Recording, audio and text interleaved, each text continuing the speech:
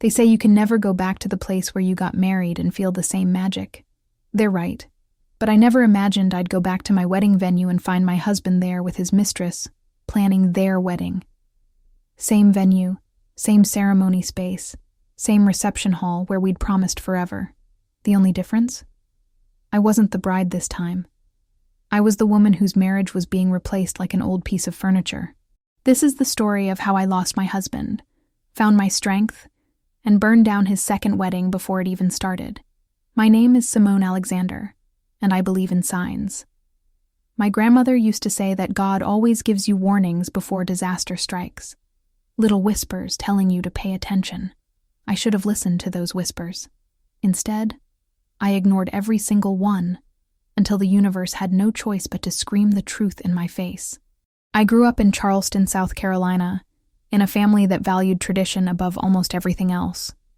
My mother was a debutante, my grandmother was a debutante, and when I turned 18, I became one too. White dress, white gloves, presentation to society at the St. Cecilia Ball. The whole thing felt antiquated and ridiculous, but it was important to my family, so I did it. That's where I met Cameron Alexander. He was one of the escorts for the ball, tall and handsome in his white tie and tails, from one of Charleston's oldest families. The Alexanders had been in Charleston since before the Revolutionary War, owned half the commercial real estate downtown, and were exactly the kind of family my mother had been grooming me to marry into since birth. "He's perfect for you," my mother whispered when she saw us dancing. "Old family, good breeding, excellent prospects." I was 18, and stupid enough to think that was enough. Cameron and I dated through college. I went to College of Charleston, studied art history, because that's what well-bred Southern girls studied when they didn't know what they wanted to do with their lives. Cameron went to the Citadel, became an officer, did his 4 years of service, then came home to join his father's real estate development company. We got engaged when I was 23.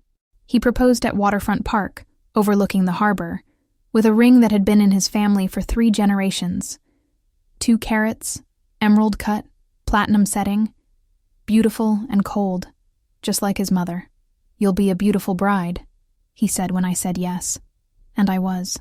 We got married at Magnolia Plantation, one of the most beautiful historic venues in Charleston.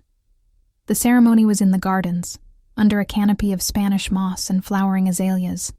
300 guests, a string quartet. My dress cost $15,000. The reception was in the plantation's grand ballroom, with a 10-piece band and a cake that was taller than I was.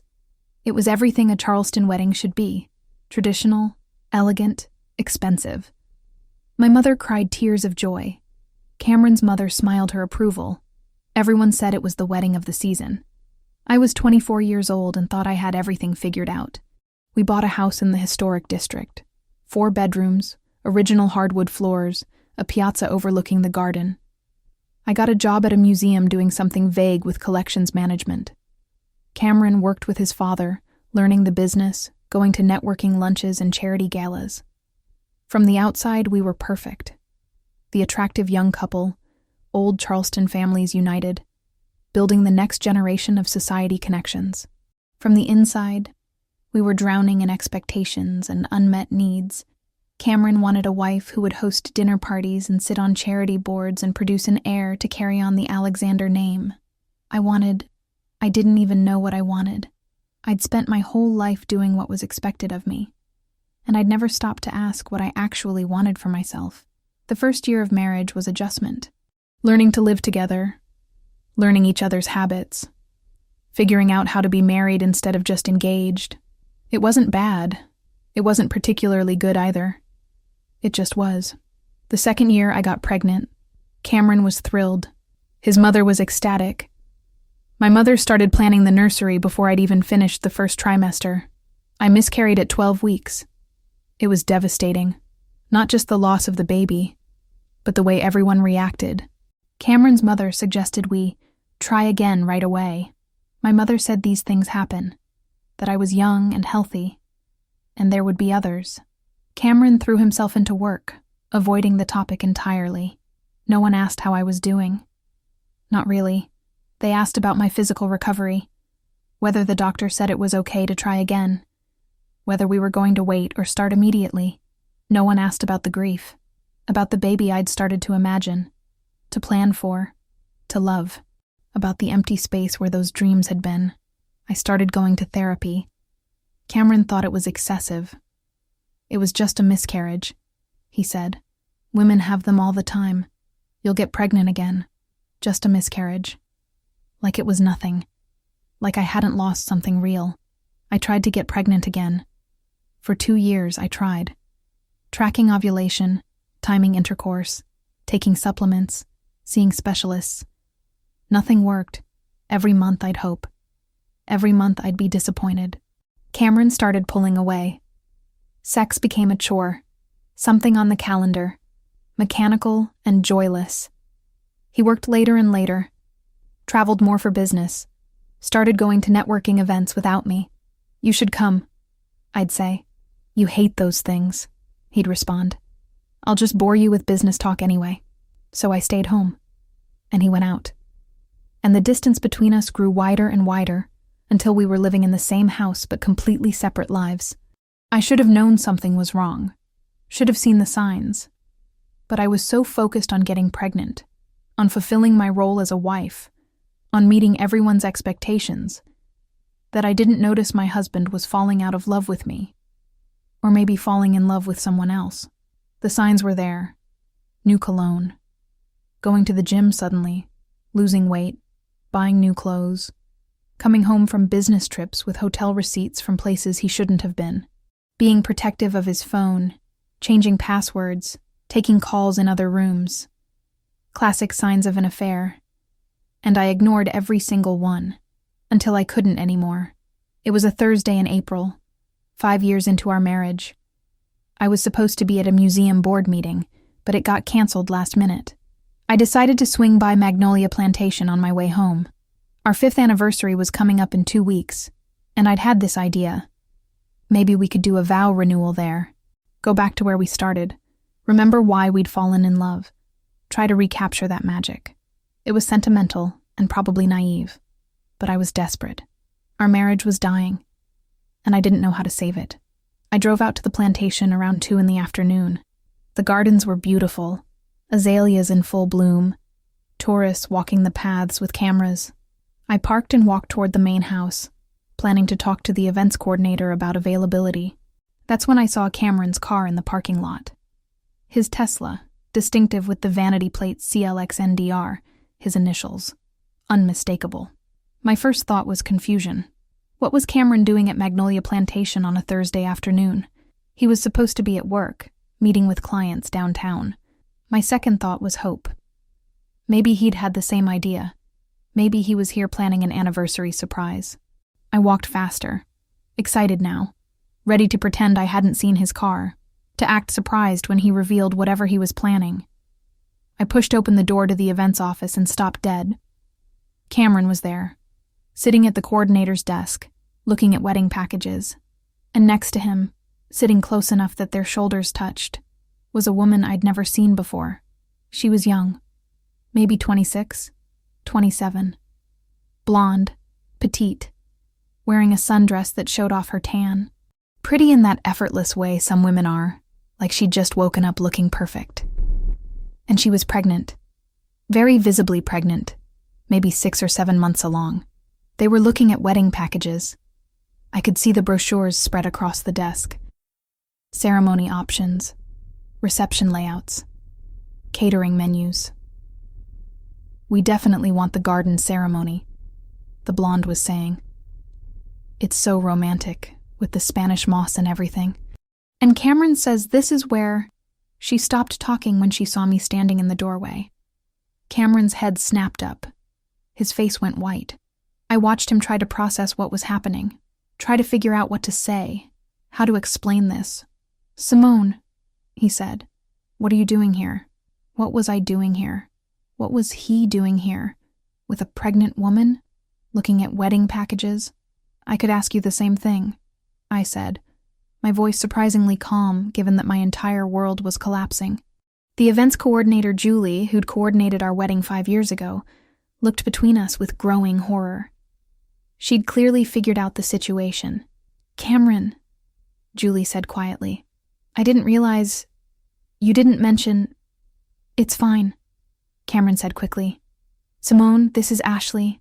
Ashley, this is Simone. Ashley looked confused. Your ex-wife? Current wife, I corrected. Still very much married. 5 years this month, actually. We got married here, in the gardens, under the arbor. Did he tell you that? The color drained from Ashley's face. He said he was divorced. I'm sure he did, I said, looking at Cameron. But he's not. We're still married. Still living in the same house. Still sharing a bed, technically, though not much else these days. Cameron? Ashley's voice was small, scared. Simone, let's talk about this outside, Cameron said, standing up. No, I said. Let's talk about it right here. You're planning a wedding. At the venue where you married me, with a woman who's apparently having your baby. I think Julie deserves to know she's being asked to facilitate bigamy. It's not bigamy, Cameron said. We're getting divorced. The papers are being drawn up. Really? Because this is news to me. When were you planning to mention that? He didn't answer. I looked at Ashley, who was crying now, one hand on her pregnant belly. How far along are you? 7 months, she whispered. 7 months. Which meant she got pregnant in September. Which meant Cameron had been having an affair for at least 8, maybe 9 months. Maybe longer. And when's the wedding supposed to be? I asked. June, Julie said quietly. First Saturday in June. 2 months away. He was planning to marry her in 2 months. And the divorce? I asked Cameron. When were you planning to file? Soon. How soon? Because you can't get divorced and remarried in 2 months in South Carolina. The waiting period alone is a year. I saw it click in Ashley's face. The math, the timeline, the impossibility of what he'd promised her. You said you were divorced, she said to Cameron, her voice shaking. You said you'd been divorced for 2 years.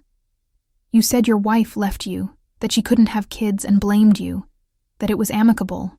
I couldn't have kids, I repeated. I had a miscarriage. We had infertility issues. Not me. Us. Cameron, you said... Ashley started. I need to talk to Simone alone, Cameron said. Ashley, wait in the car. No, Ashley said. I'm not waiting in the car. You lied to me.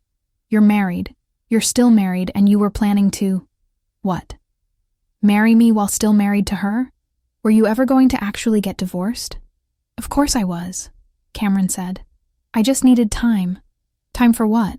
I asked. Time to figure out how to leave me without pissing off your family?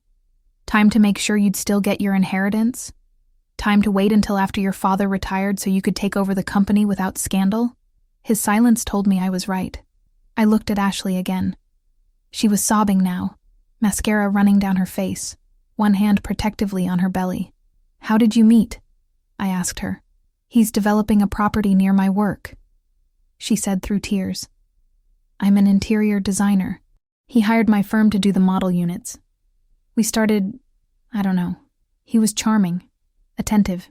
He said he'd been lonely for years, that his marriage had ended badly, that he'd given up on finding love again.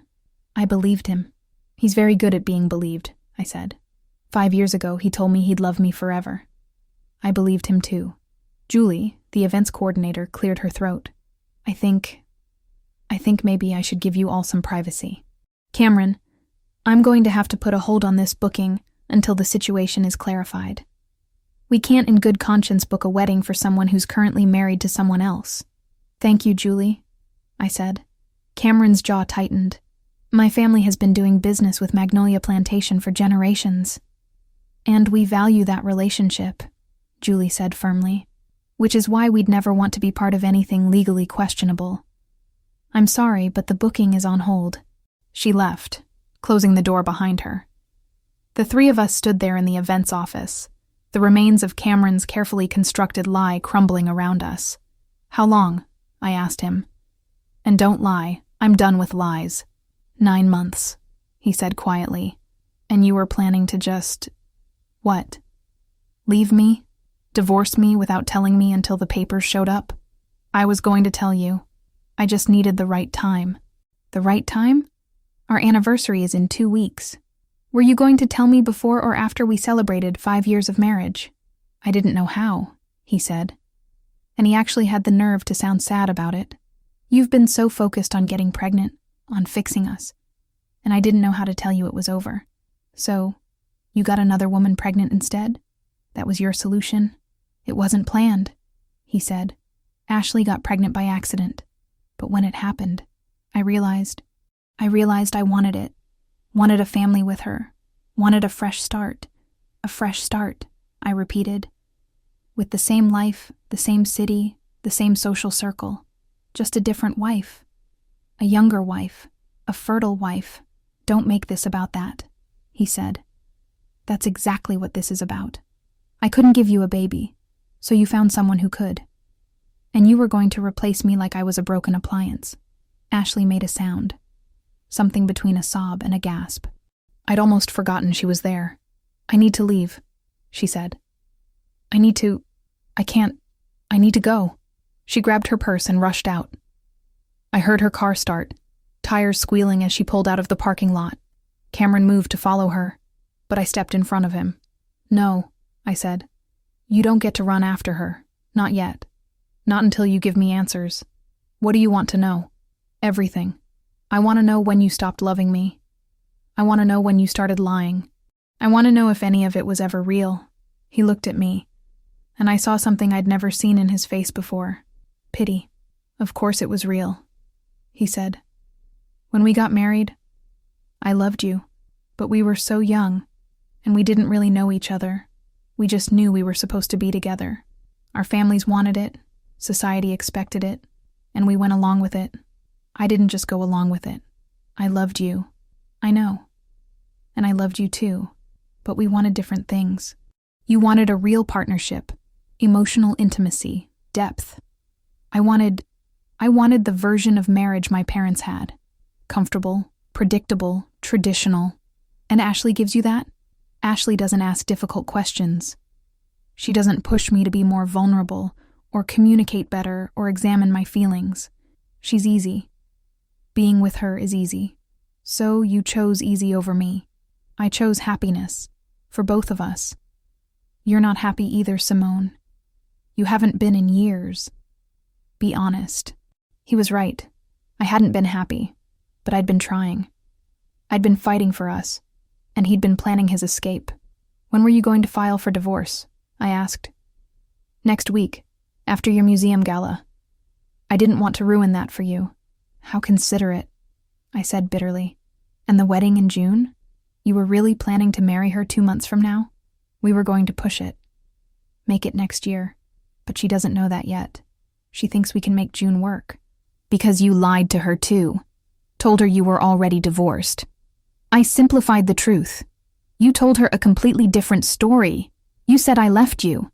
That I blamed you for our infertility. That we'd been divorced for 2 years. None of that is true. I told her what she needed to hear. You told her what was convenient for you. I was shouting now. Years of suppressed anger finally breaking free. You lied to everyone. To me, to her, probably to your family. You've been living a double life, making promises you can't keep. And now what? You thought you could just transition smoothly from one marriage to another? I thought I could minimize the damage, he said. By having both of us show up at your wedding venue on the same day? How did that minimize damage? He didn't have an answer for that. I looked around the office, at the wedding brochures scattered across Julie's desk, at the photos on the wall of happy couples at their Magnolia Plantation weddings, at the place where I'd married Cameron 5 years ago, full of hope and stupid young love. You need to leave, I said quietly. Simone, leave. Go back to the office, go to Ashley's, go wherever you want. But don't come home tonight. I'm going to pack your things and I'm putting them in your car.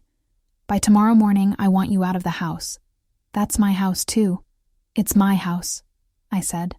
My family's money made the down payment. My name is first on the deed, and you just committed adultery, which in South Carolina means I get everything in the divorce. So yes, Cameron, it's my house, and you're not welcome there anymore. You can't just kick me out. Watch me. And Cameron, I'm calling a divorce lawyer tonight. Not next week, not when it's convenient for you. Tonight. And I'm going to make sure everyone knows why. Your family, my family, everyone at the club, everyone in our social circle. I'm going to tell them exactly what you did. How you cheated, how you got your mistress pregnant, how you tried to plan a wedding while still married to me. Simone, please. Think about the scandal. I don't care about scandal anymore. I care about the truth. And the truth is that you're a liar and a cheater. And everyone deserves to know that before you try to build a new life on more lies. And I walked out of that office, out of that plantation, past the gardens where I'd gotten married 5 years ago. I sat in my car and shook, not crying yet, too angry to cry, too betrayed to do anything but shake with rage. Then I called my best friend Morgan, who'd been my roommate in college and was now a divorce attorney. I need a lawyer, I said when she answered. Can you recommend someone vicious? What happened? I told her everything. The plantation, Ashley, the pregnancy, the lies. Oh, honey, she said when I finished. I'm so sorry. But also, we're going to destroy him. I know exactly which lawyer you need. The lawyer's name was Patricia Whitmore, and she had a reputation for taking wealthy Charleston men to the cleaners in divorce proceedings. She was expensive, ruthless, and exactly what I needed. I met with her the next day, brought copies of our financial records, property deeds, everything. Told her the whole story.